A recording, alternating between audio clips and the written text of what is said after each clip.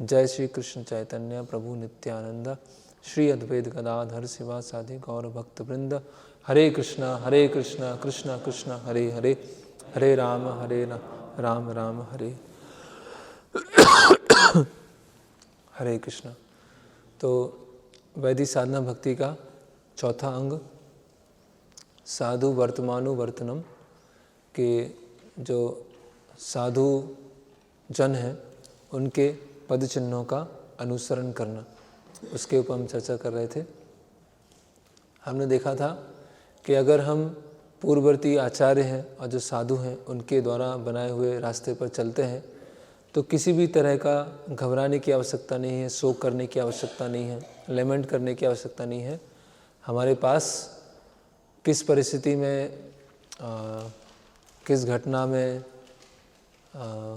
कुछ जटिल चीज़ों में कैसे सोचना है, क्या निर्णय लेना है, वो सब श्रील प्रभुपाद जी ने अपने पुस्तकों के द्वारा, अपने लेटर्स के द्वारा, अपने लेक्चर्स के द्वारा, कन्वर्सेशन के द्वारा बताया है।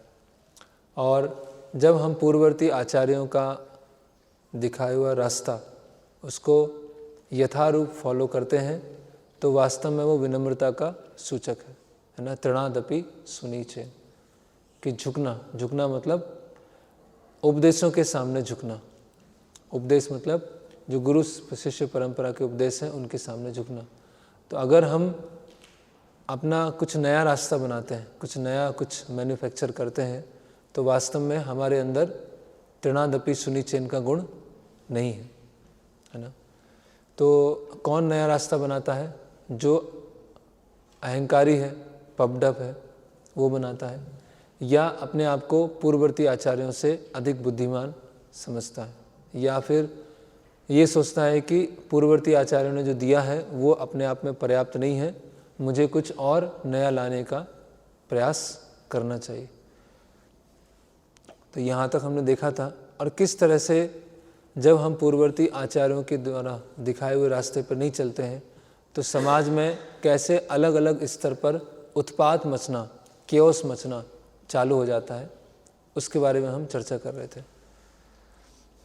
तो ये हमने देखा था, a path can not be manufactured, एक रास्ता स्वयं बनाया नहीं जा सकता है ना। कोई ऐसा बोले कि मेरा रास्ता है ना, ये मेरा रियलाइजेशन है, न्यू रियलाइजेशन है, माई पाथ, तो माई पाथ जैसा कुछ होता ही नहीं है ना। महाजनो ये न गतासा पंथा है ना, साधु वर्तमानु वर्तनु, ये वैदिक साधना भक्ति का एक महत्वपूर्ण अंग है।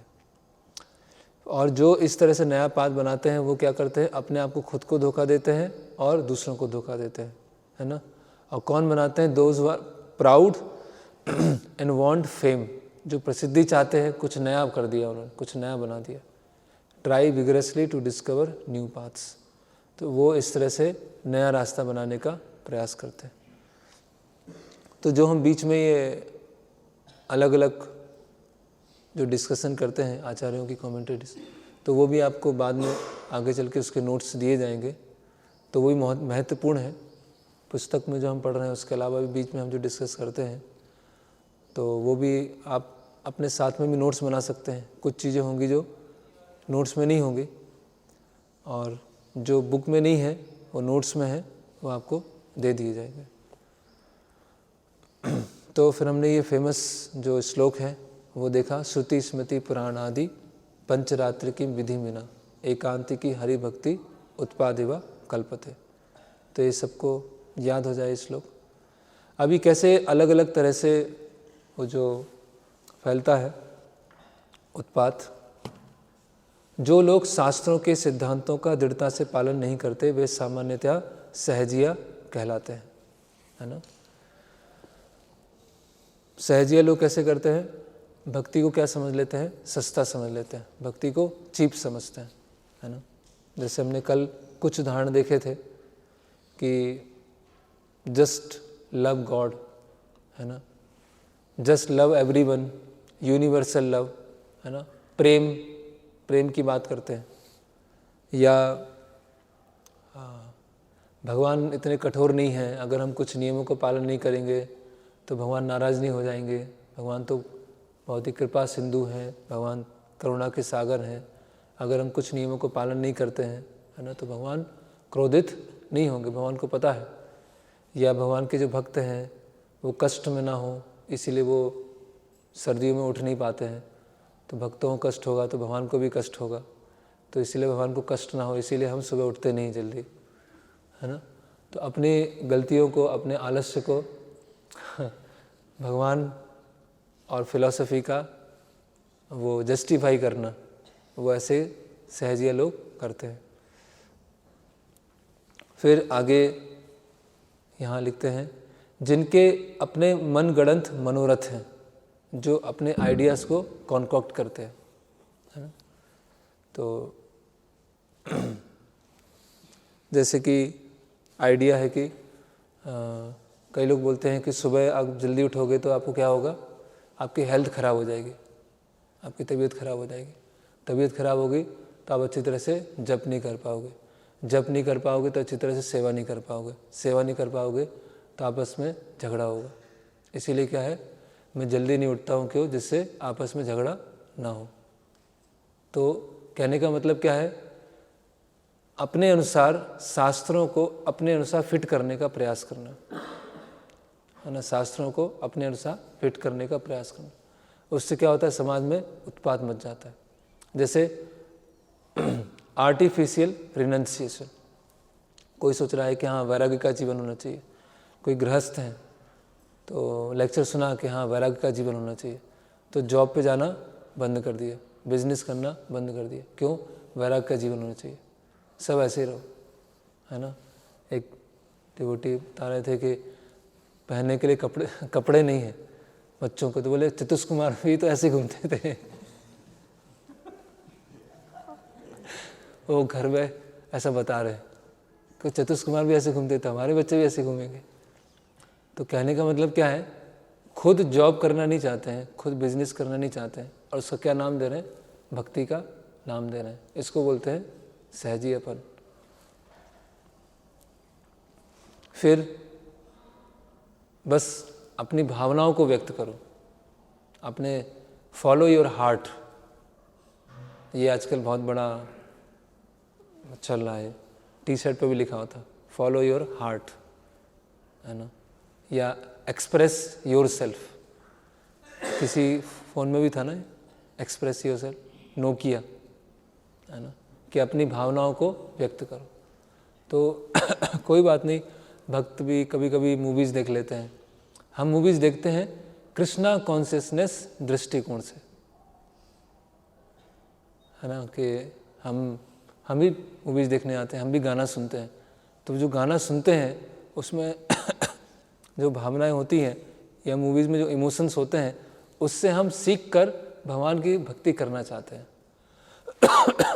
और ऐसे लोग करने लगते हैं, है ना। ये थ्योरेटिकल नहीं है, ऐसा होता है ना। या फिर लोग बहुत सारे अखबार पढ़ रहे हैं, बहुत सारी अलग अलग संसार की जानकारी लेना चालू कर दिया, इतनी जानकारी ले ली, इतनी जानकारी ले ली कि जप करने को समय नहीं है, या फिर प्रभुपाद जी की बुक्स हैं वो पढ़ने को समय नहीं। क्यों? क्योंकि प्रचार में वो काम आएगा।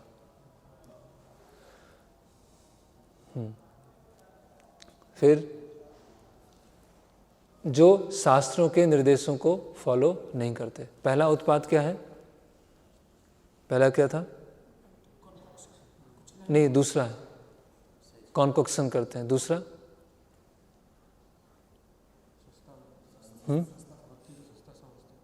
भक्ति को सस्ता समझना, भक्ति को सस्ता समझना। फिर अपने आइडियाज़ कॉन्कॉक्ट करना, मनगढ़ंत आइडियाज़ बनाना। और तीसरा क्या है? शास्त्रों को फॉलो नहीं करना। तो यहाँ पर आचार्यगण बता रहे हैं कि अगर किसी को भक्ति में बहुत उन्नत स्तर पे भी आ गया, बहुत अच्छे स्तर पे भी आ गया, निष्ठा के स्तर पे भी आ गया, लेकिन अगर उसने पूर्ववर्ती आचार्यों का जो रास्ता है उसको फॉलो नहीं किया, तो वहाँ पर भी रह के उसका क्या हो सकता है? पतन हो सकता है। उसने सोचा कि अभी तो मेरी इंद्रियां कंट्रोल हैं, मेरा मन कंट्रोल है, मेरी इच्छाएं भी नहीं हैं और मुझे बहुत समय हो गया है भक्ति में, तो क्या करता हूँ, कुछ अपना नया आइडिया लेके आता हूँ, कुछ नए तरह से प्रचार करना प्रारंभ करूँगा। तो वो उस भक्त का भी पतन हो सकता है अगर उसने पूर्ववर्ती आचार्यों को फॉलो नहीं किया, है ना। फिर यहाँ पर चैतन्य महाप्रभु बताते हैं, आपनी आचरी भक्ति सिखाएमु सवारे। चैतन्य महाप्रभु बोलते हैं कि मैं भक्ति सिखाऊंगा कैसे? स्वयं आचरण करके, स्वयं आचरण करके मैं भक्ति सिखाऊंगा। तो उसी तरह से जिस तरह से भक्तों ने या जिस तरह से आचार्यों ने या स्वयं चैतन्य महाप्रभु ने जिस तरह से भक्ति की पद्धति बताई है, उस तरह से हमको फॉलो करना। और ख़ासकर जो हम भक्ति साधना कर रहे हैं और ख़ासकर जो हम मंदिर में रह रहे हैं, तो हर जो बाहर से अभक्त हैं या बाहर से जो भक्त हैं, वो हर चीज़ क्या करते हैं? नोटिस करते हैं, हर चीज़ें देखते हैं। हमारी कॉन्शियसनेस को क्या करते हैं? वो रिकॉर्ड करते हैं कि क्या कर रहे हैं हम, कैसे रिस्पॉन्ड कर रहे हैं, कुछ विपरीत परिस्थिति आ रही है तो कैसे हम बोल रहे हैं, है ना। अगर हम समृद्ध हैं या बहुत चीज़ें हैं हमारे आसपास, तो उसको कैसे हम यूज कर रहे हैं। जैसे मान लीजिए लक्ष्मी है, पैसा है, तो पैसा आ रहा है तो उसको हम किस तरह से उपयोग कर रहे हैं भगवान की सेवा में। ऐसा नहीं तो कि अपने भोग के लिए उपयोग करने लगे या अपने कंफर्ट के लिए यूज करने लगे। तो क्या है, हर कोई हमें ऑब्जर्व कर रहा है, तो इसी तरह हम किसी भी तरह से व्यवहार नहीं कर सकते, है ना। कि हमारी जो चेतना है, हमारी चेतना कैसी है, और जो एक उन्नत स्तर का भक्त होगा वो समझ जाएगा देख के कि अभी वो चेतना का स्तर क्या है, वो कैसे कैसे बोल रहा है, कैसे वो एक्ट कर रहा है, कैसे वो रिस्पॉन्ड कर रहा है, उसका क्या व्यवहार है ना। तो उससे पता चल जाएगा कि वो भक्ति में कितना उन्नत है। तो इसीलिए हमें बहुत ध्यान रखना चाहिए जब हम बाहर जाते हैं प्रचार करने के लिए या बाहर लोगों से मिलने के लिए, किसी भी कार्य से जाते हैं, तो हम किसी भी तरह से व्यवहार नहीं कर सकते। क्यों? क्योंकि हम प्रभुपाद जी को रिप्रेजेंट कर रहे हैं। जैसे हम कार्य कर रहे हैं वो किस पर रिफ्लेक्ट हो रहा है? वो प्रभुपाद जी पर रिफ्लेक्ट हो रहा है, वो इस्कॉन पर रिफ्लेक्ट हो रहा है। तो जैसा हम कार्य करेंगे लोग समझेंगे कि प्रभुपाद जी ने ऐसा सिखाया या इस्कॉन में ऐसा बताया जाता है। तो हमारे ऊपर मतलब प्रचार मतलब केवल इतना नहीं कि बोलना है या प्रवचन देना है, हमारे व्यवहार से भी बहुत बड़ा प्रचार होता है। और अधिकतर लोग तो व्यवहार से ही सीखते हैं, बोलने से इतना नहीं सीखते हैं। बोल बोल के थक जाएंगे लेकिन वो सीखेंगे नहीं, लेकिन जैसा आचरण होता है उसको देख कर सीखते हैं। तो हर चीज़ हमारी क्या है? रिकॉर्ड की जा रही है ना। फिर यहाँ पर तो इस तरह से लोग व्यवहार नहीं करते हैं। बाहर के समाज में उत्पात कैसे मचता है? प्रवचन में तो बहुत लंबा लंबा चलता है, बहुत बड़े बड़े शास्त्र चलता है, संस्कृत के श्लोक चलते हैं, लेकिन व्यवहारिक जीवन में क्या है? कुछ नहीं होता। तो उससे क्या होता है? लोगों का विश्वास धीरे धीरे उठ जाता है, लोगों का फेथ जो क्या है उठ जाता है। फिर प्रभुपाद जी बता रहे हैं कि और कैसे उत्पाद मचता है कि कोई श्रुति स्मृति और पुराण, जैसे यहाँ प्रभुपाद जी का कोट है,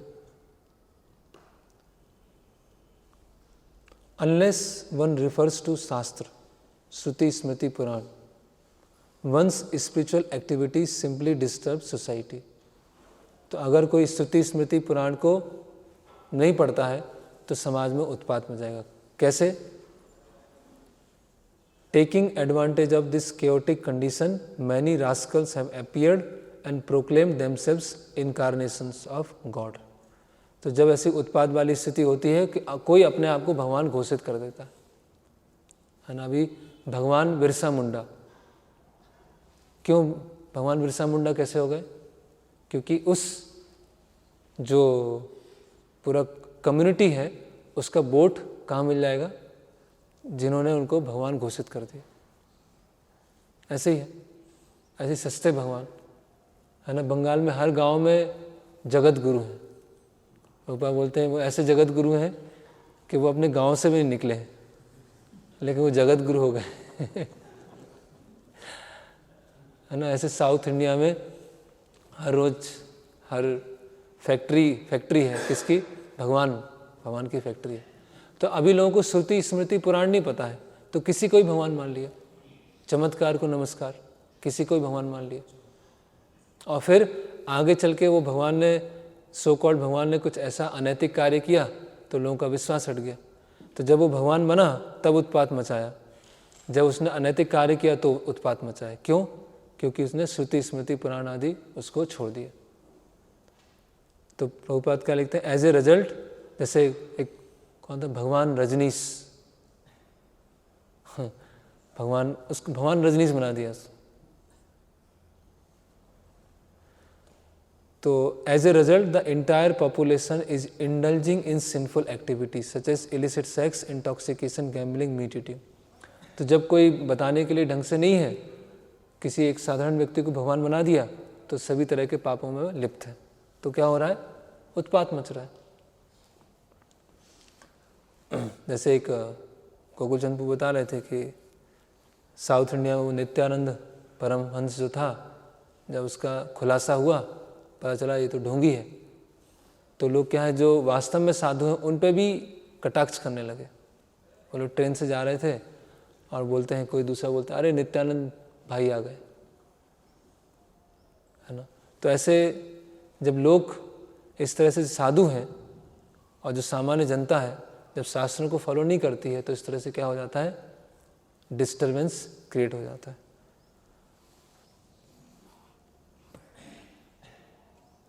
फिर और कैसे कैसे डिस्टर्बेंस होता है, अगर कोई श्रीमद् भागवतम या कृष्णा कॉन्शियसनेस का उपयोग करता है फैमिली चलाने में, अगर कोई श्रीमद् भागवतम और कृष्ण भावनामृत आंदोलन का उपयोग कर रहा है किस में, अपना फैमिली चलाने में, तो वो क्या हो जाता है, वो एक अपराध हो जाता है। जैसे कि हम भागवत सप्ताह करने जाएंगे, अगर 5 लाख का डोनेशन दिया जाएगा तो ही हम जाएंगे, नहीं तो हम जाएंगे नहीं। ऐसे ही है, बड़े बड़े भागवत सप्ताह होते हैं, उसमें पहले रेट फिक्स की जाती है ना। और यहाँ तक है कि इतना पैसा देंगे तो इतने गाने चलेंगे उसमें भागवतम में, अगर और पैसा बढ़ेगा तो उसमें और गाने चलेंगे और भाव आगे बढ़ते जाएंगे। जितना पैसा आप देंगे उतने उच्च स्तर के भाव आएंगे। तो ये क्या है, उत्पात। भागवतम को एज ए बिजनेस यूज करना। ऐसा होता है कि कोई पायस पुण्यशाली परिवार से होते हैं और ब्राह्मण है या ऐसे पुण्यशाली परिवार से हैं, और बच्चे क्या करेंगे स्कूल जाके या बाहर जाके क्या करेंगे, चलो भागवत सप्ताह करना चालू कर देते हैं, उससे क्या होगा, परिवार चलता रहेगा। उनको भेज देते हैं वृंदावन, 6 महीने का क्रैश कोर्स करके आएंगे कि भागवतम कैसे देना है, और फिर आके भागवतम देंगे। बढ़िया है, देखो भक्ति का प्रचार भी हो रहा है और पैसा भी आ रहा है। लेकिन ये क्या है, बहुत बड़ा अपराध है। अगर आप भागवतम क्यों सुना रहे हैं, जिससे आपको अपना जीविकोपार्जन कर सके। तो यस, कोई अगर भागवत सप्ताह के लिए बोलता है तो जितना हम उसको बता सकते हैं कि मंदिर में ये आवश्यकता है, आप जो डोनेशन देना चाहें वो दे सकते हैं। हमारा ऐसा नहीं है कि आज आप इतना देंगे तो ही होगा, इतना देंगे, इतना अलग अलग चीज़ें हैं। मंदिर में रेगुलर ये आवश्यकता होती है, मंदिर की कुछ चीज़ों का निर्माण करना है, आप जितना देना चाहें और हमारे लिए समय होगा तो हम भागवत सप्ताह करेंगे, है ना। फिर कृष्ण भावनामृत आंदोलन को उपयोग करना अपने जीविकोपार्जन के लिए, है ना। तो हम देखते हैं कि कई जगह मंदिरों में, हम बहुत सारे धाम हैं वहाँ देखेंगे मंदिरों में, तो जो ब्राह्मणिकल कार्य हैं, जो जिसमें जैसे पुजारी हैं या कुकिंग करना है ना, तो वो कभी पेड नहीं होते हैं, कभी वो सैलरी पे नहीं होते हैं। ब्राह्मण मतलब उसको कोई सैलरी की इच्छा नहीं है, वो तो किन पे निर्भर है, भगवान के ऊपर निर्भर, है ना। तो अभी हमने पूरा जो उसको पूरा संस्था को कैसे बना दिया, केवल पैसा इकट्ठा करना, अलग अलग तरह से पैसा इकट्ठा करना, और पैसा इकट्ठा करके स्कूल में खिचड़ी बांटना है। पैसा इकट्ठा किया, खिचड़ी बांटा, पैसा इकट्ठा किया, खिचड़ी बांटा, तो पूरा कैसा माहौल हो गया? कॉमर्शियल माहौल हो गया, व्यापार वाला माहौल हो गया। तो वहाँ पर कोई भक्त रहना नहीं चाहेंगे। फिर पूरा कॉमर्शियल माहौल हो गया तो कोई भक्त नहीं रहना चाहेंगे। तो अभी क्या करेंगे? वहाँ पुजारी नहीं है, प्रचारक नहीं है, कुकिंग करने वाले नहीं है, तो क्या करेंगे? सैलरी पे रखेंगे, क्योंकि कोई आना तो चाहेगा नहीं, क्योंकि पूरा कॉमर्शियल है। तो आप लेक्चर दीजिए। ऐसा एक ऐड देखा था मैंने कुछ दिनों पहले। अगर लेक्चर देते हैं, मृदंग करताल आता है और कार चलाना आता है और कुकिंग करना आता है तो इतना 1000। अगर आपको मृदंग करताल आता है, कुकिंग करना आता है और जो प्रचारक हैं उनको आप असिस्ट कर सकते हैं तो थोड़ा सा कम सैलरी। Job opportunities. सोचिए अभी ऐसी स्थिति है। प्रचारक मतलब कौन? प्रचारक मतलब जो एक ब्राह्मणिकल वो है, कार्य है वो प्रचार करना। तो आप मतलब पेड प्रचारक रख रहे हैं। फिर क्या होगा? वो पेड प्रचारक एक जगह प्रचार कर रहा है, फिर दूसरे मंदिर ने बोला कि मैं तुमको जाना दूंगा, तो प्रचार वहाँ से वहाँ चला गया। प्रचार का क्या हुआ? खत्म हो गया। तो मोटिवेशन भगवान को प्रसन्न करना नहीं है, गुरु को प्रसन्न करना नहीं है, क्या है? सैलरी मिल रही कि नहीं। इसी तरह से पुजारी। तो आजकल हम देखते हैं बहुत सारे बिजनेसमैन होते हैं, जब उनकी जीवन का अंतिम समय आ रहा होता है तो अपने गांव में मंदिर बनाते हैं, है ना, मंदिर बनाएंगे तो वहाँ पर विग्रह रखते हैं। अभी पुजारी कहाँ से लाएंगे? तो पुजारी क्या, पेड़ पुजारी लेके आते हैं। और पुजारी क्या करता है? थोड़ा अगरबत्ती दिखाएगा, उस मंदिर में जाएंगे तो हर तरफ जाले होंगे, हर तरफ गंदगी होगी, और पुजारी आएगा तो अगरबत्ती दिया लगाएगा और बात खत्म, और चला जाएगा, अपने सैलरी लेगा। तो ये क्या है? अपराध पे अपराध, अपराध पे अपराध, है ना। तो अगर हम श्रील प्रभुपाद जी को, विग्रहों को, हरि नाम को, परंपरा को अपने इंद्रिय तृप्ति में उपयोग कर रहे हैं, अपने जीविकोपार्जन के लिए उपयोग कर रहे हैं, तो वो क्या है? बहुत बड़ा अपराध है ना। फिर किसी को मंत्रों को, आध्यात्मिक मंत्रों को सेल नहीं करना चाहिए, बेचना नहीं चाहिए। पहला उत्पात कैसे मचा? भागवतम को और कृष्ण भावनामृत आंदोलन को जीविकोपार्जन के लिए उपयोग करना। दूसरा क्या है? मंत्रों को सेल करना। मंत्रों को सेल कैसे करेंगे? दीक्षा होने वाली है, आपको क्या दिया जाएगा? मंत्र दिया जाएगा। कब मंत्र दिया जाएगा? जब आप इस अकाउंट में इतना ट्रांसफ़र कर देंगे। जब आपका अकाउंट और हमारा अकाउंट मर्ज हो जाएगा तो आपको एक हो जाएगा, आपका पैसा, हमारा पैसा, सब कुछ एक हो गया, तो आपको दीक्षा मिल जाएगी। तो ये है ना। और इस तरह से कि और कास्ट गुरु, जाति से गुरु। जाति से गुरु मतलब गुरु हैं, फिर उनके पुत्र गुरु होंगे, उनके पुत्र गुरु होंगे, उनके पुत्र गुरु होंगे। तो जैसे कि जन्म से कोई डॉक्टर नहीं होता, जन्म से हाई कोर्ट जज नहीं है, उसी तरह से जन्म से कोई गुरु नहीं होगा। अगर जन्म से गुरुशिप चल रही है तो क्या हो जाएगा? फिर लोगों का विश्वास उठ जाएगा।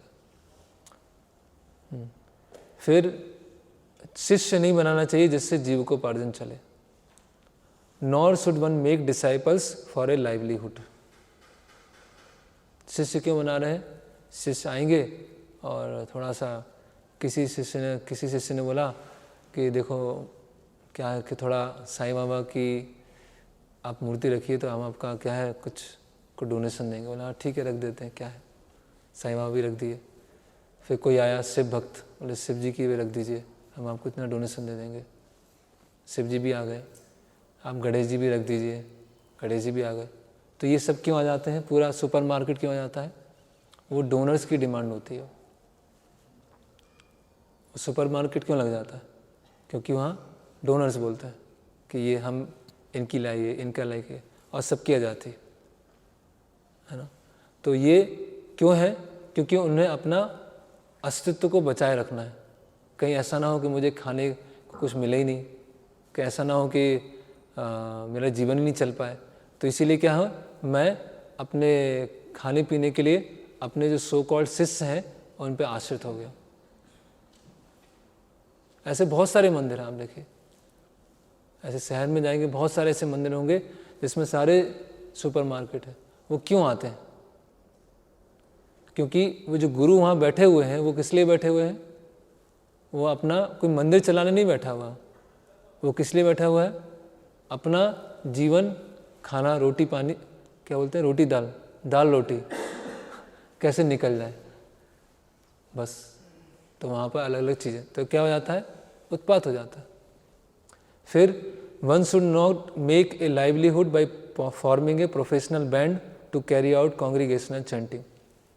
संकीर्तन बैंड बनाना, जिससे one should not make a livelihood. तो ऐसे कीर्तन मंडलियाँ बनाना, किस लिए बनाना? जिससे धन प्राप्ति हो। हम देख रहे हैं कि समाज में सेंट्रल पॉइंट क्या है? बहुत सारे पॉइंट आ गए। सेंट्रल पॉइंट क्या है? अगर भगवान को, भगवान के भक्तों को, गुरु परंपरा को, हरि नाम को, विग्रहों को अगर हम खुद की सेवा में लगा रहे हैं, खुद की इंद्रिय तृप्ति के लिए यूज कर रहे हैं, जीविकोपार्जन के लिए कर रहे हैं, तो क्या हो जाएगा? समाज में उत्पात मच जाएगा। प्रोफेशनल बैंड, तो हम देखते हैं कि उड़ीसा और बंगाल में ऐसे बहुत सारे कीर्तन मंडलियाँ हैं, है ना। प्रेम भक्ति कीर्तन, कीर्तन मंडली का नाम है प्रेम भक्ति कीर्तन। और ऐसा कीर्तन करते हैं, ऐसा कीर्तन करते हैं कि मतलब हमारे यहाँ ऐसा कोई मृदंग बजा भी नहीं पाएगा, इतना कीर्तन करते हैं। मुंह में क्या होता है? पान होता है। और जब कीर्तन की उच्च अवस्था आती है तो महाभाव के लक्षण आ जाते हैं, है ना। मुंह पूरा लाल हो जाता है ना। और जब कीर्तन 1 घंटा हो गया, 2 घंटा हो गया, थोड़ा मुंह सूख गया, तो ब्रेक लेते हैं। कौन सा? बीड़ी ब्रेक। थोड़ा सा ठीक करके आते हैं और फिर से चालू करते हैं, फिर कीर्तन करना चालू करते हैं, फिर जोर से ऐसे बजाते ऐसा मृदंग बजाएंगे, ऐसा करतार बजाएंगे कि हमने आज तक सुना ही नहीं होगा, इतना ज़बरदस्त। लेकिन क्या है कि क्यों है मंडलियाँ वो? क्योंकि उनको अपना जीविकोपार्जन करना है। तो इसी तरह से अगर हम भी ऐसे कुछ कीर्तन ग्रुप्स, कीर्तन बैंड, कीर्तन मंडलियाँ बनाएं और उससे हम, देखिए, मंदिर की तरफ से कोई कीर्तन करने गया है या किसी ने हमको कीर्तन के लिए बुलाया है, यस हम कीर्तन के लिए जाएंगे और आपकी जो इच्छा है वो आप डोनेशन दे सकते हैं। लेकिन आपने एक प्रोफेशन ही बना दिया, एक आपने उसको प्रोफेशन बना दिया अपने परिवार के लिए, और उसके आधार पे आपने डोनेशन लेना चालू कर दिया, तो क्या हो जाएगा? वो समाज में उत्पात मच जाएगा। ऐसे बहुत सारे बैंड हैं। फिर जो भक्ति सेवा कर रहा है उसे nor should one perform devotional service when one is attached to mundane society, friendship और लव, है ना। अगर वो उसे थोड़ा भी लग रहा है कि इस भौतिक जगत में भक्ति के अलावा जो चीज़ें हैं वो अच्छी हैं, इतनी बुरी भी नहीं है। लेक्चर में 12 बोलते रहते हैं कि भौतिक जगत दुखालयम है, इतना भी दुख तो नहीं है, कुछ तो सुख है वहाँ पर। या सारे ढोंगी गुरु सब खराब हैं, सब बोगस हैं, रास्कल हैं, इतना बोलने की क्या ज़रूरत है? थोड़ा सा आराम से ही बोल सकते हैं, है ना। एक किसी ने बोला कि प्रभुपाद जी नहीं, विवेकानंद ने भी प्रचार किया वेस्ट में, ओशो ने भी प्रचार किया है, केवल प्रभुपाद जी ने नहीं किया है। तो अभी उनको क्या लग रहा है? प्रभुपाद जी को किनके समान समझ रहे हैं वो? ओशो और विवेकानंद के समान, है ना। तो अगर शुद्ध भक्ति के अलावा या शुद्ध भक्ति के रास्ते पर हैं, उनके अलावा और किसी से अगर थोड़ी भी हमारा अटैचमेंट है, थोड़ी भी सहानुभूति है, थोड़ी भी सिंपैथी है, तो क्या हो जाएगी, फिर हम मिक्स हो जाएगा हमारा, फिर हम मिक्स बात करेंगे। भगवान की सेवा करना है ना, कृष्ण की सेवा करना है, पूरी मानवता की सेवा करना है, पशुओं की भी सेवा करना है। तो ये क्या है, ये मिक्सिंग चालू हो गई। पूरी मानवता की सेवा कैसे करें, ये पशुओं की सेवा कैसे करें। तो ये जो मिक्सिंग वाले होते हैं बहुत डेंजरस होते हैं। वो कोई भी चीज़ स्पष्ट करना नहीं चाहते, हर चीज़ को क्या है, अनक्लियर छोड़ देते हैं। जिसको जैसा मार्केट में जैसा कस्टमर होगा उसको ग्रहण कर लेगा। बोलेंगे भगवान की सेवा करना, हाँ भगवान की सेवा करना, पूरे मानव जाति की सेवा करना है, देश की सेवा करना है। तो सब ऑडियंस बैठी होगी, तो कोई देशभक्त बोलेगा हाँ देखो कितना अच्छा है, कोई बोलेगा ह्यूमैनिटी की सेवा करना है, देखो कितना अच्छा है, कोई बोलेगा भगवान की सेवा करना। तो ये सब क्या है, मिक्स कर देते हैं। तो ये जो समाज सेवक हैं वो भी अच्छा कार्य तो कर ही रहे हैं, जो बाकी संस्थाएं हैं वो भी तो बढ़िया काम कर ही रही हैं। केवल ऐसा नहीं कि आपकी संस्था अच्छा काम कर रही है। यस, बाकी संस्था अगर कार्य अच्छा कर रही है, खाना बांट रही है या स्कूल खोल रही है, तो आप उसको आध्यात्मिक संस्था का नाम मत दो। वो आध्यात्मिक संस्था नहीं है। जहाँ भी आध्यात्मिक संस्था आई फिर वो शुद्ध भक्ति का प्रचार हो। अगर जो समाज सेवा कर रही है और जो शुद्ध भक्ति का प्रचार कर रही है, उन दोनों को हमने समान समझने लगे। वो भी संस्था अच्छी है, वो भी तो अच्छे हैं, वो भी तो अच्छा सिखाते हैं, वो भी तो नैतिक शिक्षा देते हैं, वो भी वैल्यू एजुकेशन देते हैं, है ना, इस्कॉन में भी सिखाते हैं। तो वैल्यू एजुकेशन क्या है, वो सिखा रहे हैं कि संसार में कैसे अच्छी तरह से रहा जाए। वो ये नहीं सिखा रहे कि संसार से कैसे निकला जाए, इसी जेल में कैसे, जेल के सारे एटिकेट्स फॉलो करके जेल में ही रहा जाए, जेल से निकलने की कोई इच्छा नहीं, इसका वो वैल्यू एजुकेशन दे रहे हैं। तो वो वैल्यू एजुकेशन का क्या मतलब फिर, है ना। फिर आगे बता रहे हैं कि हमें जो कथा कथित सो कॉल्ड सोशल एटिकेट्स उस पर निर्भर नहीं रहना चाहिए। अगर कहीं पर भक्ति के प्रिंसिपल कॉम्प्रोमाइज़ हो रहे हैं, वैसे हमें सदाचार के नियम पालन करना है। कि कोई उम्र में बड़े हैं, है ना, तो एक रिस्पेक्ट है, आदर है। लेकिन अगर वो भगवान या भक्तों के खिलाफ कुछ बोल रहे हैं तो उस समय ऐसा नहीं होगा हम चुपचाप, फिर हमको समझाना पड़ेगा। तो nor should one be dependent on so called social etiquette. Social etiquettes follow करते हैं भक्त, कब तक करते हैं, जब वो शुद्ध भक्ति के रास्ते में क्रॉस ना करें। अनऑथराइज सॉन्ग्स सुनना, अनऑथराइज सॉन्ग्स कंपोज करना, अनऑथराइज सॉन्ग्स प्रचार करना, ऐसे बहुत सारे सॉन्ग्स हैं।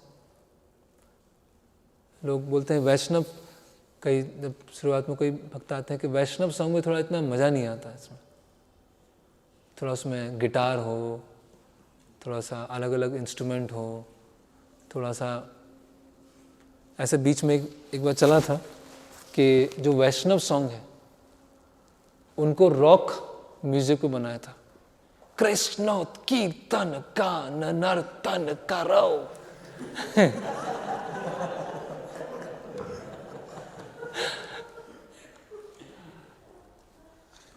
वंदे रूप सना, ऐसा एक रॉक सॉन्ग बनाया था। अभी वो जो रॉक सॉन्ग सुन रहे हैं तो वो क्या आएगा, त्यक्ता तूड़ से मन, तो वो सोच पाएंगे? वो तो रॉक सॉन्ग चल रहा है, उसे मजा आ रहा है और सुनते हैं, उसे मजा आता है। हरे कृष्ण महामंत्र है ना, उसमें थोड़ा थोड़ा बांसुरी बज रही है, पीछे गिटार बज रहा है ना, सितार बज रहा है और बहुत अच्छा आनंद आ रहा है। तो वो हमको प्यूरिफाई नहीं करेगा, वो हमको शुद्ध नहीं करेगा, है ना। तो ऐसे कई लोग, है ना। फिर और भी कई कथाकार होते हैं जो अलग अलग अपने भजन निकालते हैं, अभी उनका नाम नहीं लेंगे, लेकिन ऐसे बहुत सारे कथाकार हैं लोग उनका, और उसमें कृष्ण का ही नाम होगा, राम का ही नाम होगा, है ना। वो वृंदावन जाते हैं वो राधे राधे बरसाने वाली राधे। तो अभी वो एक गाना कैसा हो गया, लोकल जैसा, लोकल सॉन्ग जैसा हो गया। लेकिन अगर ऐसे हम गाएंगे तो बहुत अपराधजनक, इस तरह से नहीं गा सकते। एक्चुअली ओरिजिनली वो जो सॉन्ग था उसके बोल जो है थोड़ा सा अलग थे, और वो गौर किशोर दास बाबा जी महाराज ने लिखा था। अब वहाँ मायापुर में जाएंगे तो उनका जो भजन कुटीर है उस पर लिखा हुआ है बंगाली में, राधे राधे यहाँ पर, फिर राधे राधे यहाँ पर। तो उसको उन्होंने हिंदी में चेंज कर दिया और उसको गाना उस म्यूज़िक के साथ गाना चालू कर दिया। तो इस तरह से क्या है, लोग अनऑथराइज सॉन्ग बनाते हैं। टेम्पल निर्माण करना क्यों? जिससे लक्ष्मी आए। मंदिर का निर्माण कर रहे हैं क्यों? जिससे लक्ष्मी आ जाए। फिर तो हमने डिस्कस कर लिया। डीटीज की सेवा करता है किस लिए? सैलरी लेके। ओके। फिर श्रील प्रभुपाद जी और प्रभुपाद जी के एक सन्यासी हैं जिनका नाम है पुष्ट कृष्ण महाराज, उनके बीच में एक डिस्कशन है। तो पूरा डिस्कशन का सार ये है कि प्रभुपाद जी के शिष्य प्रभुपाद जी से पूछ रहे हैं, क्या शास्त्रों को हम देश काल परिस्थिति के अनुसार चेंज कर सकते हैं? कि आज हम ये फॉलो कर रहे हैं और 50 साल के बाद कुछ दूसरी स्थिति होगी, तो क्या उसको हम चेंज कर सकते हैं? जो स्मृतियां हैं वो चेंज हो सकती है। तो प्रभुपाद बोल रहे हैं कि स्मृति कभी चेंज नहीं हो सकती। तो फिर वो बोल रहे हैं कि नहीं, समय तो चेंज होता है, तो समय के साथ स्मृति भी चेंज होगी।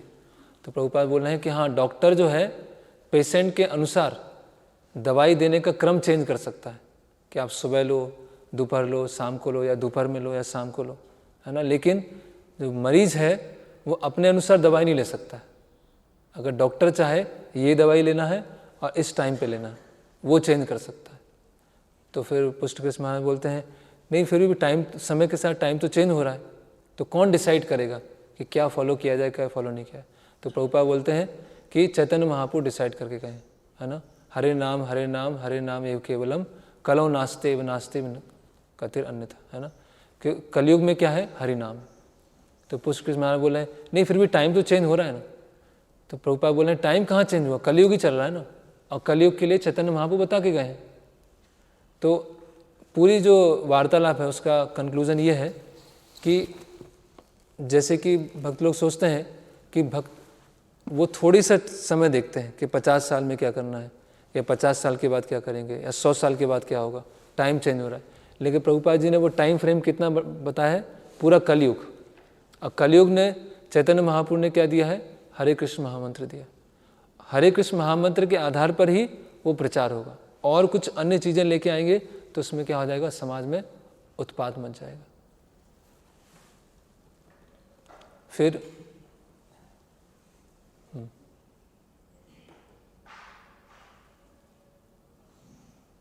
एक कोई व्यक्ति हैं जिनका नाम है अशोक चुगानी। तो उन्होंने भरतपुर में, ये हम कन्वर्सेशन पढ़ते हैं,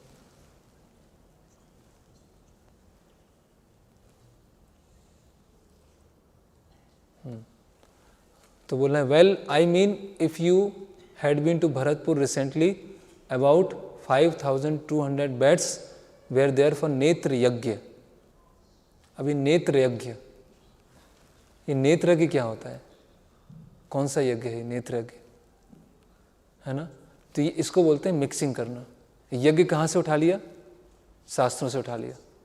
और आंखों का ऑपरेशन करना है, उसको कहाँ से उठा लिया, सोशल वेलफेयर से।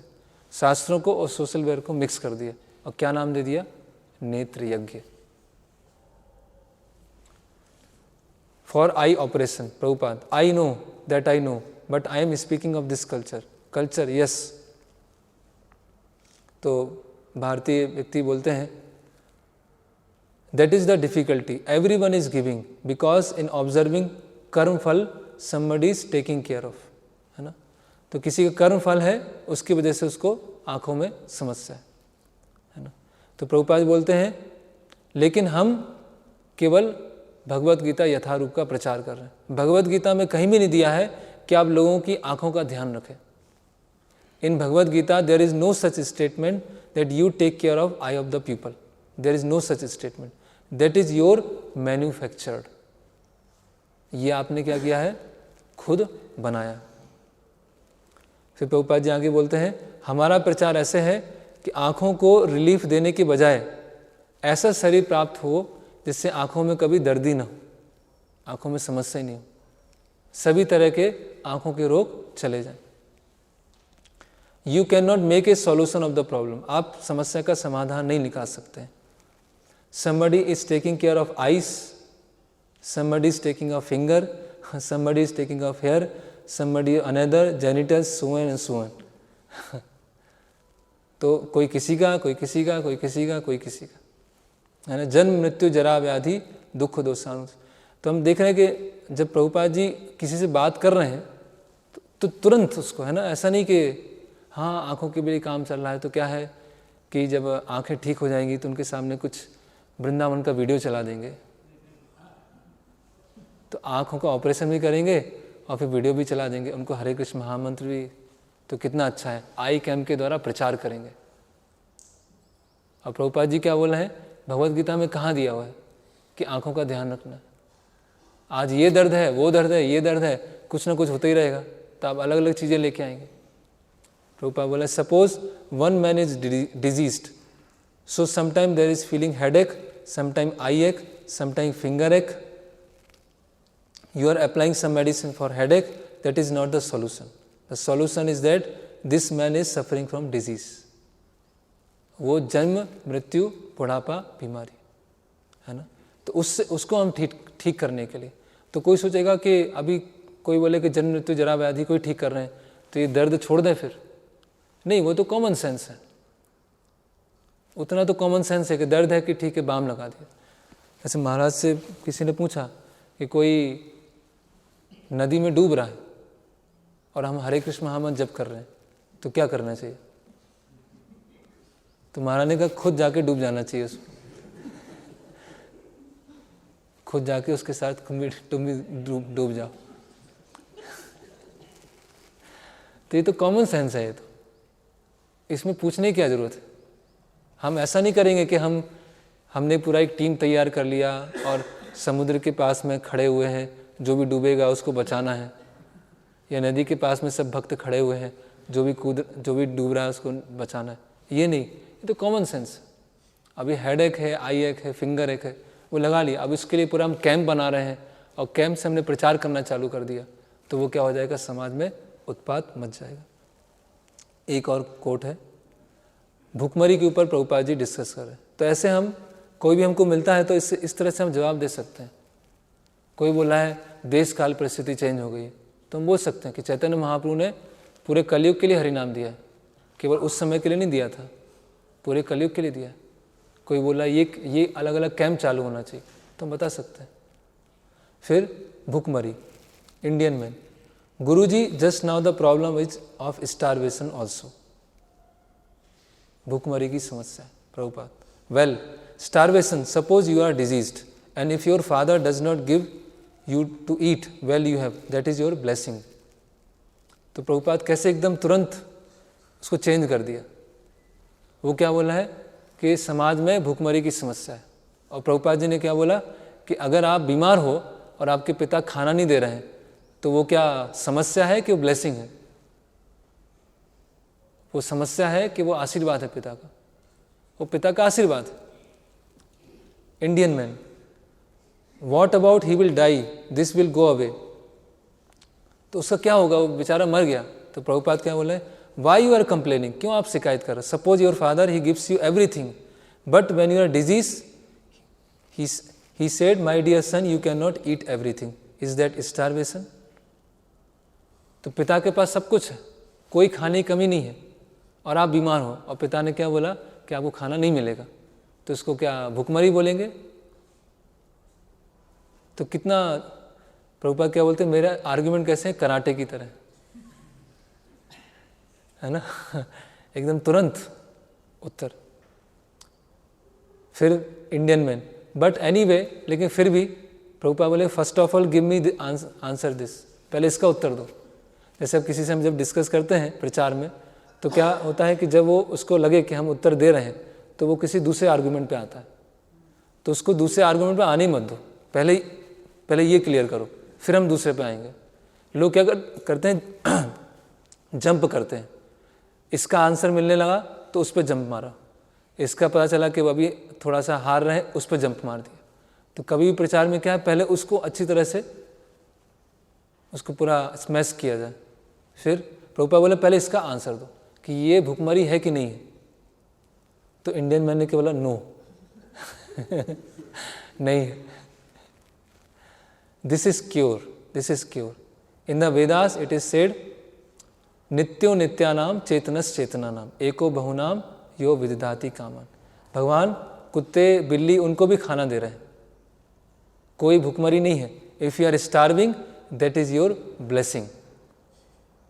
तो अगर आपको खाना नहीं मिल रहा है तो ये आपकी ब्लेसिंग है। क्यों? आपके कर्म फल खत्म हो रहे हैं। फिर Indian man, but then guru ji suppose we see somebody, suppose, Prabhupada क्या बोले, वी डोंट सपोज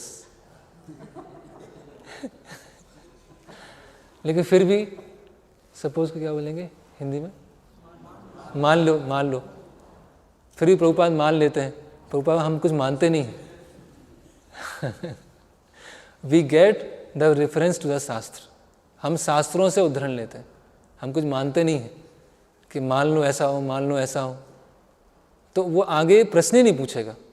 अगर कोई आपसे पूछे, नहीं मान लिया, इतने लोग, माना क्या, किसको मान लो? हमारा रेफरेंस पॉइंट क्या है? शास्त्र। दैट इज अवर डिजीज, ये हमारी क्या है? बीमारी है। वी डोंट मैन्युफैक्चर, हम कुछ बनाते नहीं हैं। We don't manufacture anything. Our point of view is if there is starvation then we can take it mercy of Krishna. अगर ये भुखमरी है तो इसको कैसे लेंगे हम? कृष्ण की कृपा है। तत्तेनुकंपा सुसुमिक्षमानो भुंजान एवात्म कृतम विपाकम। तो मैंने कुछ गलती किया था और भगवान ने ऐसी कंडीशन में मुझे रखा है, ये ब्लेसिंग। तो देखिए उस व्यक्ति का दृष्टिकोण प्रभुपाद जी ने कितना एकदम चेंज कर दिया। वो क्या लेके आया था? भुखमरी है, समस्या है, खाना बांटना चाहिए। प्रभुपाद जी ने क्या बोल दिया? पूरा एकदम चेंज कर दिया। तो क्यों? श्रुति स्मृति पुराण आदि, अगर शास्त्र हमको पता है तो तुरंत उसको उसकी जो पल्स है उसको पकड़ पाएंगे कि कहाँ वो गलती कर रहा है। फिर एक लास्ट कोट और है ये, prasad distribution. So for prasad distribution it is not a question of rich और पुअर। हम प्रसाद डिस्ट्रीब्यूट कर रहे हैं तो ऐसा नहीं कि कोई भौतिक रूप से अमीर है या गरीब है। दैट विल बी कर्मकांड। अगर आप सोचेंगे केवल हम गरीबों को खाना बांट रहे हैं तो वो कर्मकांड हो जाएगा। Our programme therefore is that we offer prasadam to everyone. हम हर किसी को प्रसाद बांटेंगे, चाहे वो बीमार है, चाहे वो अलग अलग बीमारियों से ग्रसित है या वो स्वस्थ है। अंततः सब लोग बीमार हैं, आध्यात्मिक रूप से सब बीमार।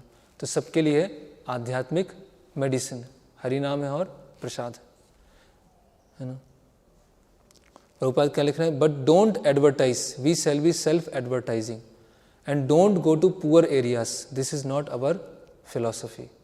अब गरीब एरिया में जाके खाना बांटना चालू कर दिया, ये हमारी फिलॉसफी नहीं है। सबको बांटिए, सब लोगों के लिए।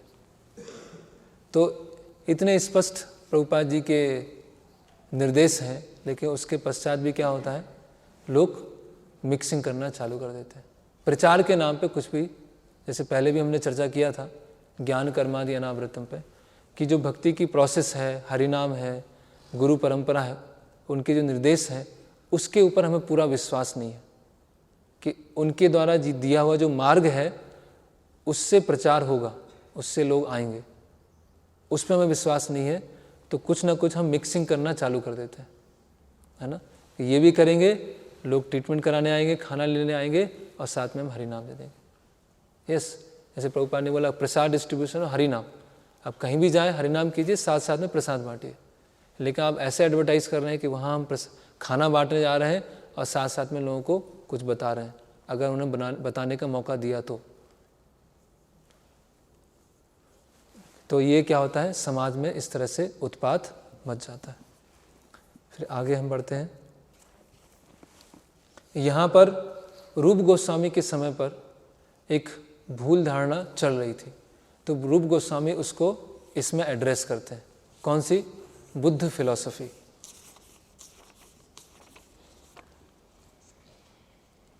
तो यहाँ पर रूप गोस्वामी और फिर श्रील प्रभुपाद उसमें लिख रहे हैं,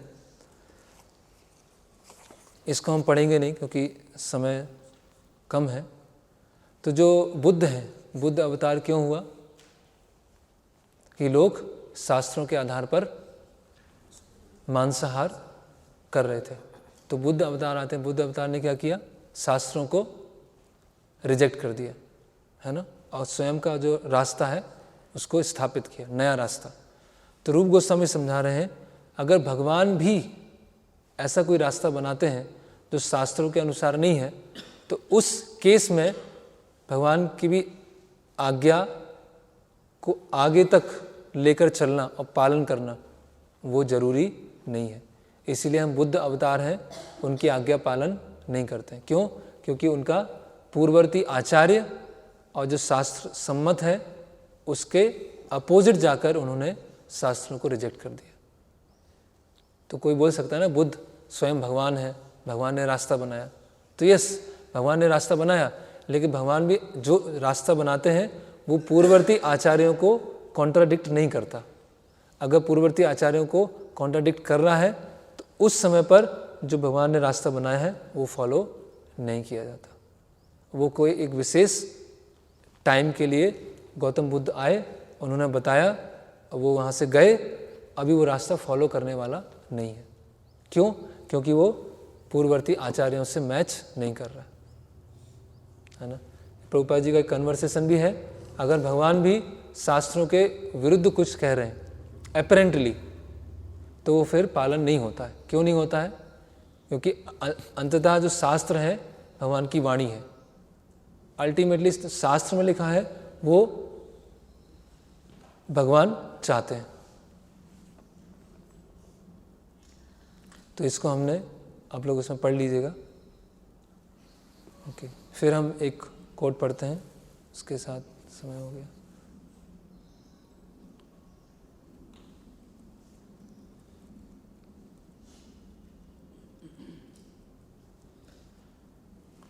यहाँ लिख रहे हैं,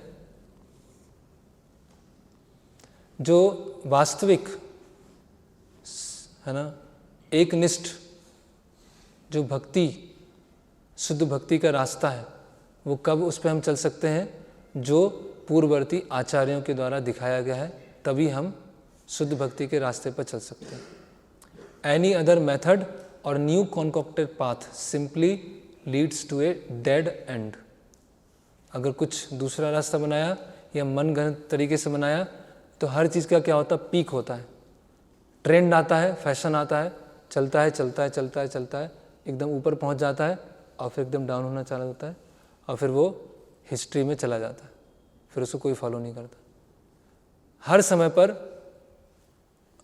कोई ना कोई ऐसे अपसंप्रदाय या अपधारणा रही है, जिस समय वो रहती है उस समय बहुत ज़्यादा वो फैशन में रहती है, बहुत ज़्यादा एकदम लेटेस्ट तरीका है प्रचार करने का। वो चलता है चलता है चलता है चलता है आगे और जाके खत्म हो जाता है, फिर कुछ नया रास्ता लेके आते हैं। तो भक्तिविनोद ठाकुर लिख रहे हैं, any other method or new concocted path simply leads to dead end, वो खत्म हो जाएगा। इनएक्सपीरियंस्ड और मायोपिक प्रीचर्स, जो अनुभव और जो such as Dattatreya, Buddha and other recent speculative thinkers could not properly comprehend the science of shuddha bhakti. तो जो संकीर्ण दृष्टि रखने वाले हैं या जो अनुभवी नहीं है, वो शुद्ध भक्ति को नहीं समझ सकते। वो क्या करते हैं? वो जो ऑथराइज पाथ है उससे डेविएट होते हैं और अपने हिसाब से थोड़ा इधर से उठाया, थोड़ा उधर से उठाया, थोड़ा यहाँ से उठाया और अपना एक रास्ता बना दिया। Have selected whimsically at random a little here and there from the original established ideas. अभी भी ऐसा ही होता है, हर व्यक्ति फिलोसोफर बन जाता है। और ऐसे जो टीचर्स होते हैं वो क्या करते हैं? जो गलत फिलॉसफी है या बहुत ही समाज में उत्पात मचाने वाले जो आइडियाज़ हैं उसको शुद्ध भक्ति के समान मान लेते हैं। तो इस तरह से ये भक्ति, वैदिक साधना भक्ति का जो चौथा अंग है वो पूरा होता है। एक अंग और हम देख लेंगे, इसको पढ़ लीजिएगा। फिर है पांचवा अंग, सद धर्म पृच्छा, शाश्वत धार्मिक सिद्धांतों के विषय में जिज्ञासा। सद धर्म पृच्छा, तो पहले 10 अंग क्या है, जो करना है, और बाद के 10 अंग क्या है, जो नहीं करना है। तो सद धर्म पृच्छा है ना, आध्यात्मिक विषयों के बारे में जिज्ञासा करना। नारदीय पुराण में कहा गया है, जो भक्ति के विषय में सचमुच गंभीर है उसके सारे कार्य अविलंब पूरे होंगे। कृष्ण की तुष्टि के लिए प्रत्येक भौतिक त्याग के लिए, अच्छा ये प्रिंटिंग मिस्टेक हो गई सर, प्रिंटिंग मिस्टेक है ना, हाँ। तो जो भक्ति के विषय में सचमुच गंभीर है उसके कार्य अविलंब पूरे हो जाएंगे। तो सद्धर्म पृच्छा मतलब जिज्ञासु, जिज्ञासु श्रेय उत्तम, जिज्ञासा होना, बहुत ज़्यादा सीरियसनेस होना। तो यहाँ पे एक बहुत अच्छा कोट है, कैसे क्या जिज्ञासा होना, ये इस तरह की जिज्ञासा होना। तो ये कोट है, so he quotes one verse from Naradiya Puran that anyone who is very serious, one who is serious about knowing himself perfectly, and if he seeks in that way, then his perfection is guaranteed. तो जो बहुत ज़्यादा गंभीर है, बहुत ज़्यादा serious है आध्यात्मिक जिज्ञासा करने के लिए, वो उसके लिए जो परफेक्शन क्या है वो बहुत निश्चित है, guaranteed. The only thing is that one should be very serious. The purport of this verse is सद धर्म स्याव बोधाय येषाम निर्बंधनी मति। निर्बंधनी मति means in this life I shall make my life perfect. इस जीवन में ही मैं अपना जीवन को पूर्ण बनाऊंगा। Then for him perfection is guaranteed. उसके लिए क्या है, पूर्णता मतलब गारंटी है उसको। Oh let me try, let me test also this department of Krishna consciousness, at the same time test other departments. ठीक है, मैं थोड़ा कृष्ण भावनामृत भी करूँगा, थोड़ा वो भी ट्राई करूँगा, थोड़ा ये भी ट्राई कर लेता हूँ, थोड़ा ये भी ट्राई कर लेता हूँ। उससे वो सद्धर्म पृच्छा नहीं है, वो आध्यात्मिक जिज्ञासाओं के लिए गंभीर नहीं है। One should be very serious, very much serious to make complete perfection in this life. किसी को बहुत ज़्यादा गंभीर होना चाहिए। और गंभीर का अर्थ क्या होता है, अगला कोट प्रभुपाद जी का, ये मैं जो डार्क किया है वही पढ़ लेते हैं बस। If one is actually eager to understand this position and his goal of life, then Krishna will help. अगर कोई वास्तव में बहुत गंभीर है, भक्ति में एडवांस होना चाहता है, तो भगवान उसकी मदद करेंगे। We require determination, that is wanted लौल्यम एकलम मूल्यम। डिटर्मिनेशन और लौल्यम, greed. I must finish this business in this life to understand Krishna. मुझे इसी जीवन में अपना कृष्ण भावनामृत जो कार्य है उसको पूरा करना। एक ऐसा इंसिडेंट आता है कि जब परम पूज्य भक्ति विकास महाराज भारत में आ रहे थे प्रचार करने, तो वहाँ के जो लोकल अथॉरिटी, लोकल जीवीसी थे, तो महाराज को बताते हैं कि बहुत सारे लोग भारत जाते हैं, प्रचार करने जाते हैं, और जब भारत का जो क्लाइमेट है उसको सहन नहीं कर पाते हैं, या उनका हेल्थ ठीक नहीं होता है, उसको सहन नहीं कर पाते हैं, तो वापस यहाँ आ जाते हैं। तो आप ऐसा मत करना, केवल फ्लाइट का टिकट वेस्ट करने के लिए आप भारत मत जाओ। वहाँ जाओ तो फिर रहकर प्रचार करना। जैसे भी कठिनाई आए, जो भी समस्या आए, हेल्थ प्रॉब्लम आए, कुछ भी आए, बस आप, प्रभुपाद जी का निर्देश है कि वेस्टर्नर्स भारत में जाके प्रचार करें, तो वो निर्देश लेके आप वहाँ पर टिके रहना। तो इस डिटर्मिनेशन के साथ आप प्रचार करने जाओ।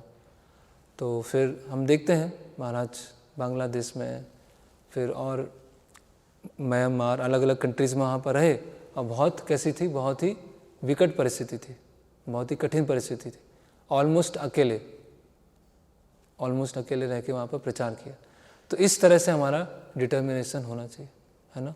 लौल्यम एकलम मूल्यम, है ना। ओके, तो ये सद्धर्म प्रच्छा ऑलमोस्ट पूरा हो गया। अभी कल हमें किसी भी तरह 5 और अंगों को पूरा करना है ना। तो वो आप लोग पढ़ के आइए। तो ये अभी तो है अध्याय। तो ये 5 चीज़ें हैं जो हमें करना है। गुरु का आश्रय लेना, गुरु से शिक्षा दीक्षा लेना, गुरु की सेवा करना, पूर्ववर्ती आचार्यों के द्वारा जो रास्ता है उसका अनुसरण करना, और आध्यात्मिक जिज्ञासाओं में बहुत ज़्यादा सीरियस होना। ये 5 चीज़ें अभी हो गई। हरे कृष्ण। किसी कोई प्रश्न है?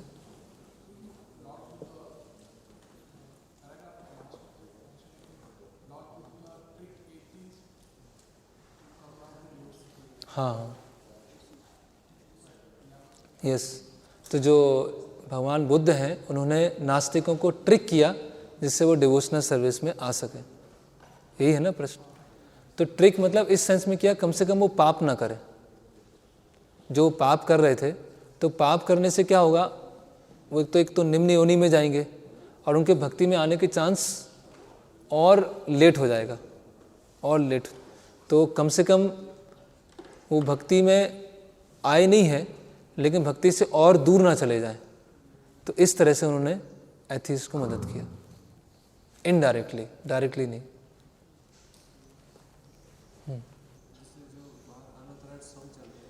हाँ,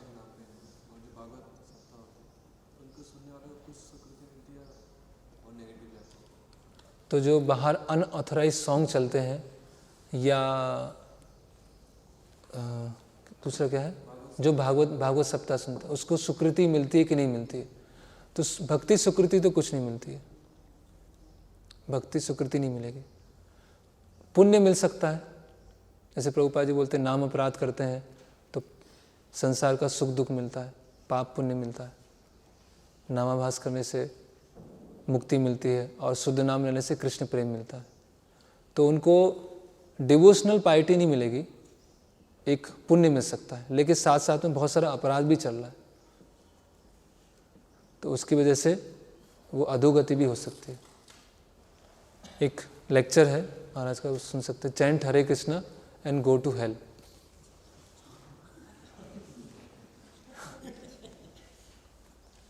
तो मंत्र भी करना है, भागवतम भी पढ़ना है, कीर्तन भी करना है। वो एक्टिविटी, और एक्टिविटी के पीछे मोटिव। तो अभी उनकी एक्टिविटी मान लीजिए उसमें नाम आ रहा है, कृष्ण का नाम आ रहा है, राम का नाम आ रहा है, लोग उसका सुन रहे हैं, है ना। तो वही पुण्य मिलेगा, एक भौतिक पुण्य, और साथ साथ में अपराध तो हो ही रहा है। उनके अंदर भी भोग की इच्छा आ रही। जैसे सहजिया द्वारा बनाया हुआ जो हम सॉन्ग सुनेंगे तो हमें भोग की इच्छा आएगी, क्योंकि उनके अंदर भोग है, तो उनके सुनने से हमारे अंदर ही भोग आ जाएगा। तो पुण्य भी है, थोड़ा सा ये कॉम्प्लेक्स है, लेकिन अल्टीमेटली पुण्य और पाप में ही वो घूमता रहेगा, अपराध में घूमता रहेगा।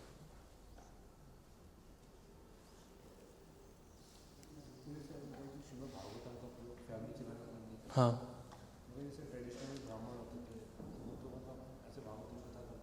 हाँ, हाँ। तो प्रश्न ये है कि अगर भागवतम पे हम बिजनेस कर रहे हैं, फैमिली चला रहे हैं, तो अपराध है। लेकिन ट्रेडिशनली जो ब्राह्मण होते थे, कथा करते थे और फैमिली चलाते थे। देखिए एटीट्यूड में अंतर है। जो ब्राह्मण ऐसे कथा करते थे, वो डोनेशन पे निर्भर नहीं होते थे, जितना दे दिया दे दिया, नहीं दिया नहीं दिया। ज्ञान देने का कोई मूल्य नहीं है।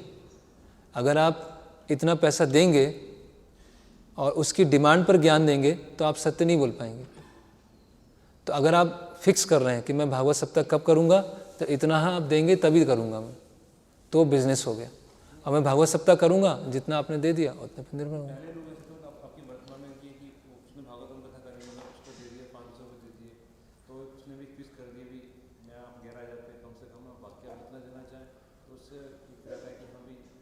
के अंदर आते हैं कि वो कमी दे देगा, हमारे वो फिक्स कर देते हैं इतना 11,000 रुपये कम, बाकी आप जो देना चाहें ज़्यादा तो वो आप दे दीजिए। नहीं, फिक्स करने वाला तो बात नहीं है।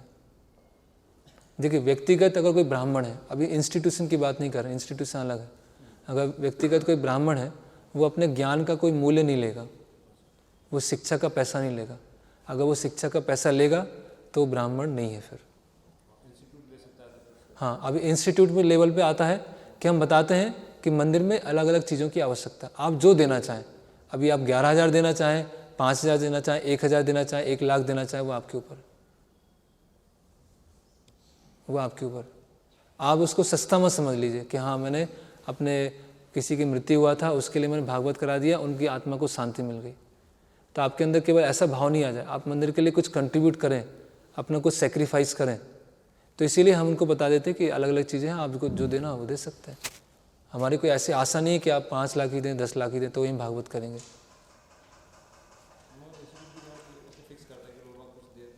नहीं नहीं, फिक्स ऐसे नहीं कर सकते। किसी के पास धन कम है वो कम दे पाएगा, किसी के पास धन ज़्यादा है वो ज़्यादा दे पाएगा।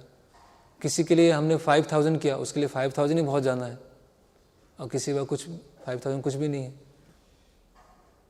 किस आधार फिक्स करेंगे? उसका आधार क्या है, बेसिस क्या है उसका? मिनिमम उसका आधार क्या है, किस आधार पे किया फिक्स? उसके पीछे कुछ फिलॉसफी होना चाहिए ना, सिद्धांत होना चाहिए।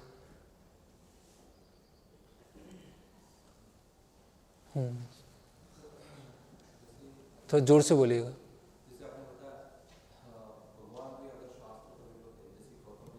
हाँ, यस यस यस।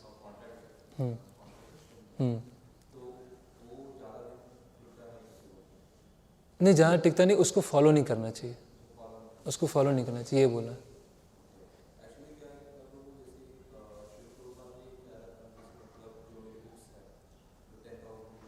$10,000 ईयर तक, मतलब उसके बाद घोर कलयुग चालू हो जाएगा। देखो, प्रभुपाद जी की बुक्स तो एक तरह से शास्त्र है ना, वो शास्त्र प्रकट अप्रकट होते हैं, लुप्त होते हैं, प्रकट होते हैं। वो इस तरह से नहीं कि कुछ समय तक हैं और ख़त्म हो गए। वो तो एक स्क्रिप्चर है, वो कलयुग घोर कलयुग चालू हो जाएगा। जहाँ हम बोल रहे हैं कि एक आते हैं और चले जाते हैं, आते चले जाते हैं, वो नए रास्ते के बारे में बात कर रहे हैं। किसी ने नया ट्रेंड बना दिया, जैसे चैतन्य महाप्रभु ने बोला कि हरि नाम में सब कुछ हो जाएगा। अभी हरि नाम पे पूरा भरोसा नहीं है, उसके अलावा कोई दूसरा रास्ता लेके आए तो वो ट्रेंड आएगा और चला जाएगा। और चैतन्य महाप्रभु का आंदोलन क्योंकि 10,000 साल तक रहने वाला है, स्वर्णिम युग तक, तो प्रभुपाद जी की बुक्स 10,000 साल तक के लिए, इस सेंस में प्रभुपाद जी ने बोला है।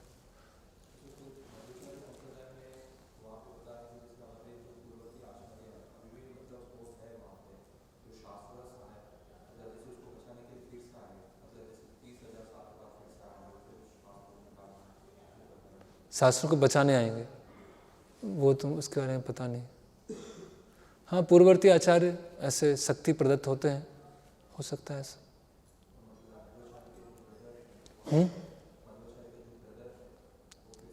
मध्वाचार्य के जो ब्रदर हैं वो फिर से आएंगे, हो सकता है ऐसा।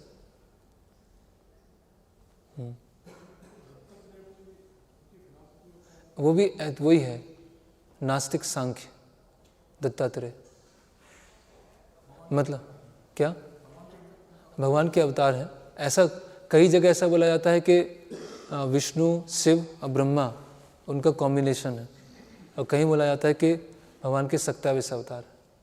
तो महाराष्ट्र में शायद दत्तात्रेय के मंदिर होते हैं,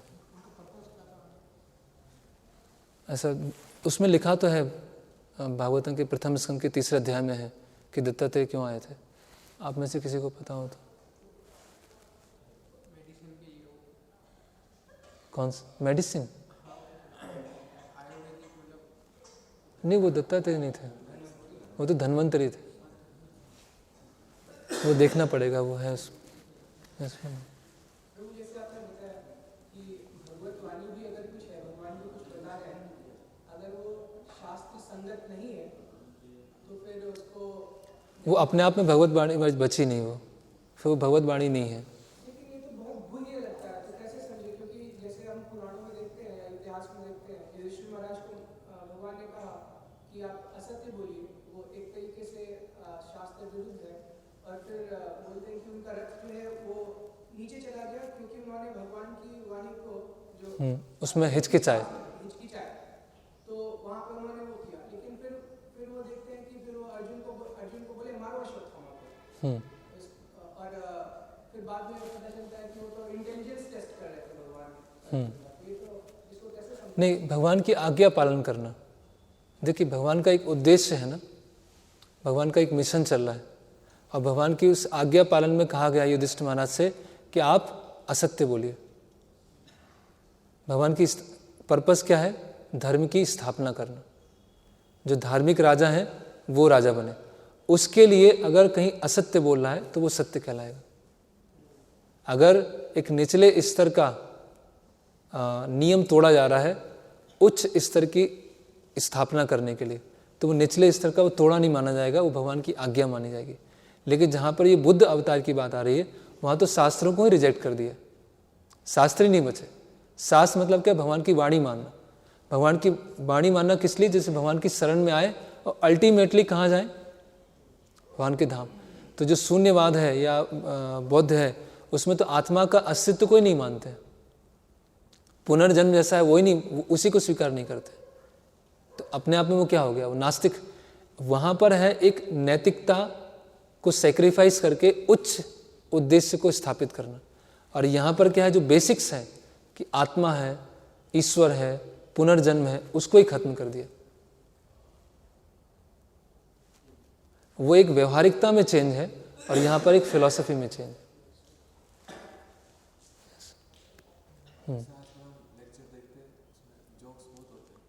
क्या होता है? जोक्स। हाँ।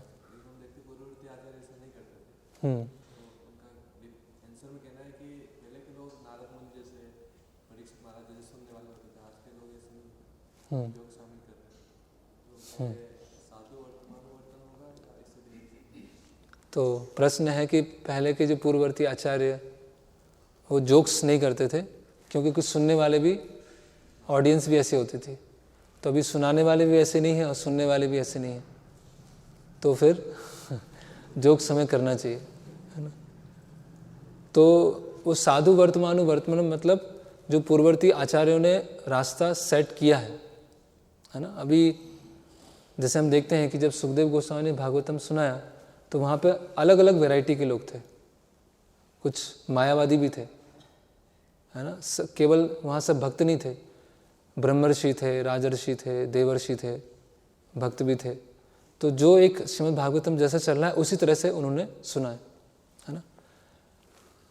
अभी कभी कभी जैसे प्रभुपाद जी भी लेक्चर सुनाते हैं तो कुछ ना कुछ ह्यूमर आ जाता है, कुछ हंसी की चीज़ आ जाती है, लेकिन ऐसा नहीं कि जानबूझ के उसको डाला जा रहा है उसमें, कि आपने बैठे हैं रात में और एक जोक्स तैयार कर रहे हैं जिससे अगले कल लेक्चर में बता सकें।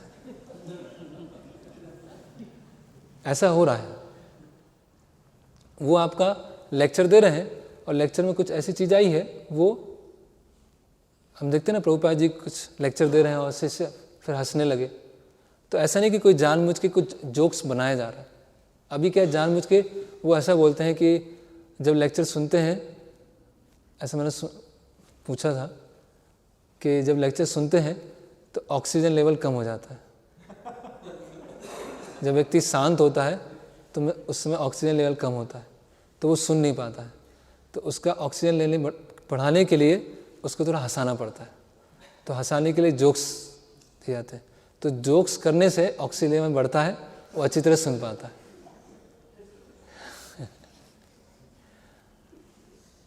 तो ये क्या है? कॉन्कॉक्शन है ना, ये नया रास्ता उन्होंने बनाया। ठीक है, वो वक्ता नारद मुनि जैसे नहीं है, वक्ता या सुखदेव गोस्वामी जैसे नहीं है, तो उनके रास्ते पे फॉलो कर रहे हैं। तो जो सिंसियर होगा वो सुनेगा। जोक्स मारने से सबको जोक्स याद रह जाता है एक्चुअली। आप ये देखो, अगर लेक्चर में जोक्स होंगे तो जो लेक्चर का जो सार था वो भूल जाते हैं और जोक्स पे चर्चा होना चालू हो जाती है। सही है कि नहीं है ना। तो और भगवान अखिल रसामित मूर्ति है, भगवान हर तरह के रस है। तो हर तरह का रस है तो भगवान में ह्यूमर भी है, हास्य रस भी है। तो कुछ ना कुछ ऐसी लेक्चर में अपने आप चीज़ें आएंगी जो हास्य वाली होंगी, लेकिन भक्त वो जानबूझ के जोक्स नहीं बनाता ऐसा। हरे कृष्ण। श्रील प्रभुपाद की, भक्ति रसामृत सिंधु की, श्रील रूप गोस्वामी प्रभुपाद की जय।